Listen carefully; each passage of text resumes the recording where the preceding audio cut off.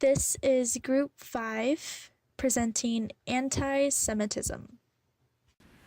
Jews had always wanted citizenship and equal rights as their Gentile counterparts and lobbied for emancipation throughout all of Europe. They were deterred after being on the receiving end of numerous anti-Jewish violence incidents, which are known as the Hep riots of 1819. Due to the riots, German officials saw as a chance to say that Jewish people didn't deserve equal rights or citizenship. Benjamin Disraeli was the first Jewish Prime Minister of Britain. He wanted to make Britain the greatest nation in the world through imperialism, and Queen Victoria approved of this. This led to many anti-Semitic people to believe Jews were trying to take over the world. The Rothschild family are a Jewish family of successful bankers originating from Germany who scattered all over Europe. The most successful Rothschild family member during the 1800s was Nathan Rothschild, who ventured into international financing.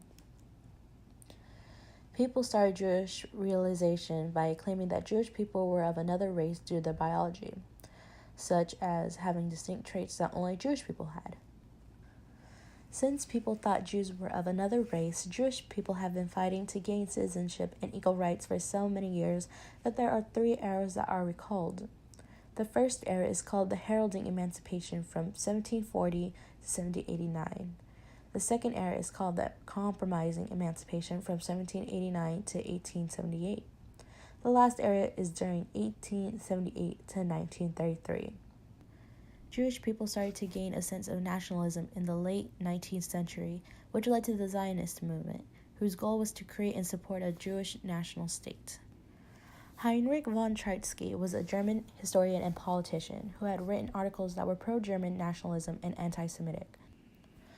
He wanted the Jews to assimilate into German culture, but his articles continued to be purely anti-Semitic content. He founded the infamous saying, "The Jews are our misfortune." W.E.B. Du Bois was an African-American civil rights leader who had written a book called Souls of Black Folk, which contained anti-Semitic ideas written in some of the paragraphs. The exclusion of Jews first started with Jews not being able to register as guests in hotels and spas in Saratoga, New York.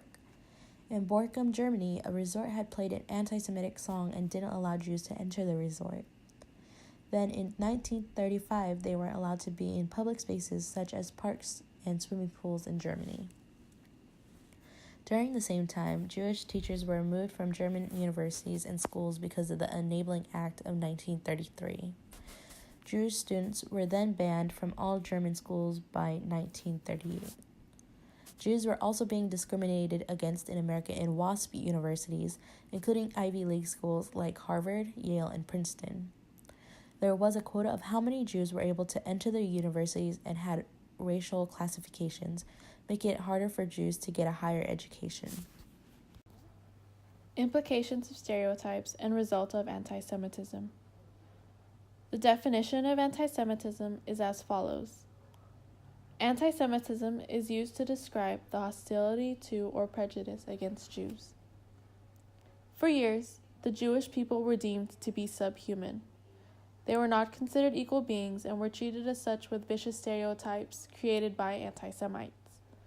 Popular individuals like Henry Ford, who created the Ford Model T, and Austrian politicians Luger and Schonauer, who actually influenced Adolf Hitler in his own political agenda, used their platforms in order to spread their anti-Semitic views. By doing so, this further separated the Jews from the rest of society and virtually used them as scapegoats. The Jews were commonly painted in a light that made them seem like horrendous individuals whose sole purpose in life was to antagonize all other races. The following quotes are stereotypes that were used as ways for people to justify their actions towards the Jews. Equality and Rights, 1789. In a free country, I should be able to voice my opinion of Jews. To maintain our freedom, we must limit the rights of Jews. Jews consider other races as less than human. Jews have invented the idea of equal rights. This stereotype is basically saying that anti-Semites have the right to voice their opinions, but at the same time, they're vocalizing the idea that to keep that same freedom, they must take away the rights of the Jews.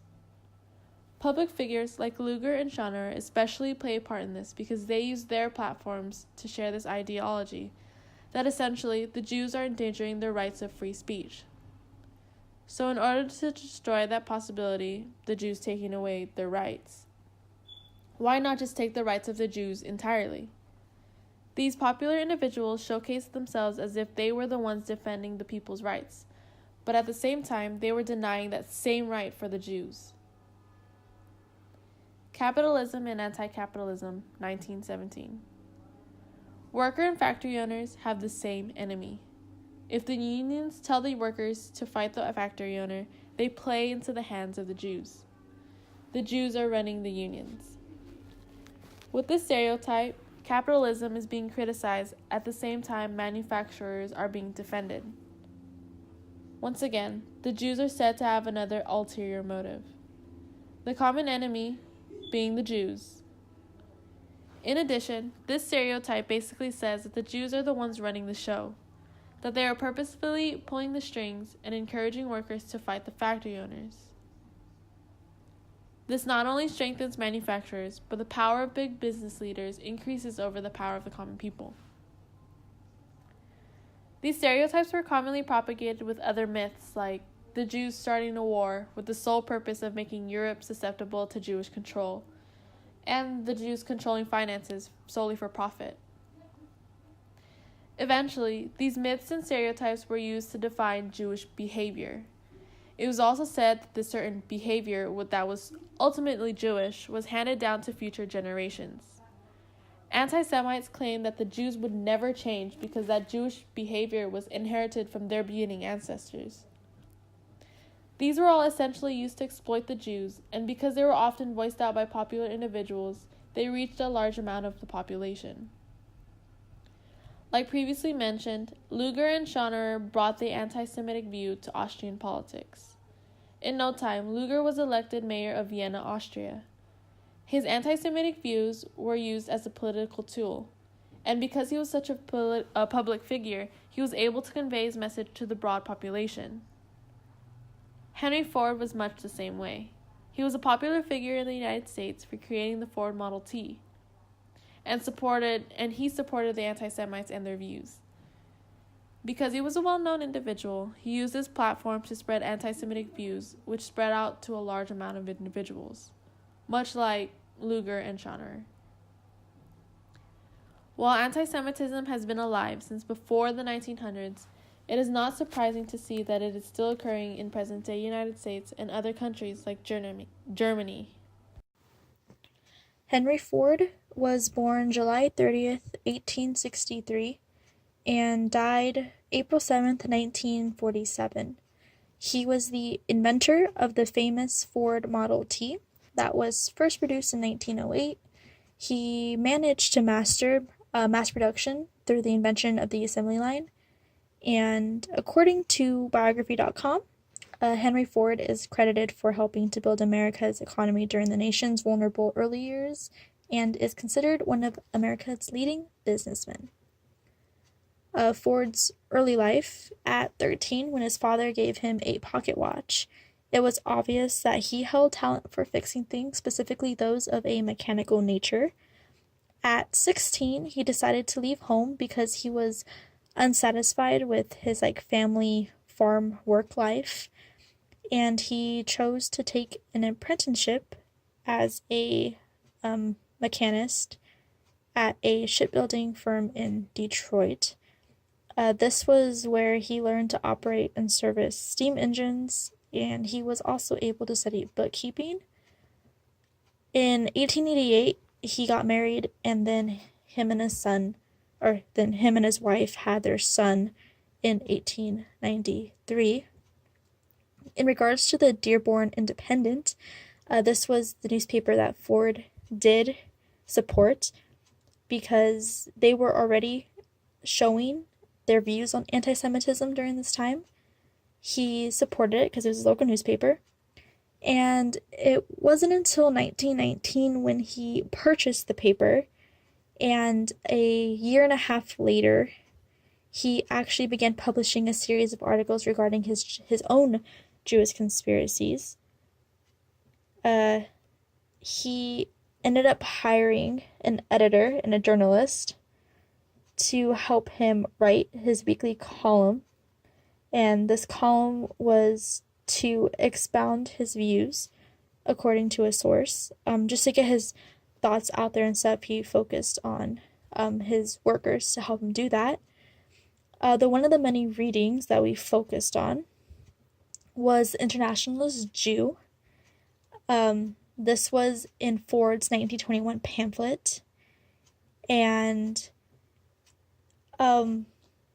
for the next 18 months after he ran the first International Jew, it became a series because of his journalist, and after about 18 months, they collected the articles and published them as a book, which is now The International Jew, the World's Foremost Problem. It wasn't until after this was published when Ford was awarded the Grand Cross of the German Eagle, the most important award Nazis gave to foreigners, by Adolf Hitler in 1938. The picture that you see right here is Ford being awarded that medal by the Nazis. In 1998, there was a lawsuit filed in, I believe, New Jersey, that later accused Ford and his motor company of pretty much benefiting off of the forced labor of the truck factories in Germany during World War II.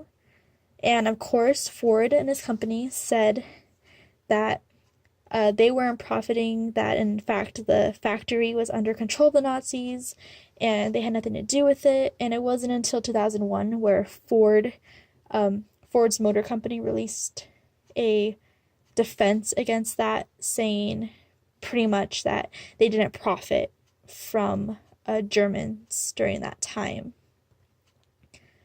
The way Ford was able to spread his ideas on anti-Semitism was actually very unique in a way, because he was such a global businessman during this time. His anti-Semitic papers weren't unusual during this time period, so it wasn't unusual that, or controversial that he was doing this. It was just another man getting his ideas out there. And it was because of this that the distribution process and Ford's success, it made his ideas spread rather quickly. This is mainly because the Dearborn Independent was Ford's paper, and he was able to spread this through his dealerships. So there would be a stack in every single dealership that he owned. And it was even said that his dealerships would put the copies of his newspaper, the Dearborn Independent, in the passenger seats of the cars. So everybody that purchased a Model T would be exposed to his anti-Semitic ideas and stuff. According to PBS.org, Henry Ford's ability to gain a national audience with his words made him a very dangerous person. Because it was such a small-town newspaper, it was very surprising that his paper got so much attention and it became so widespread. And that's pretty much what he wanted and what he aimed for, which made him such a powerful voice in anti-Semitic ideas. Thank you for listening to our presentation.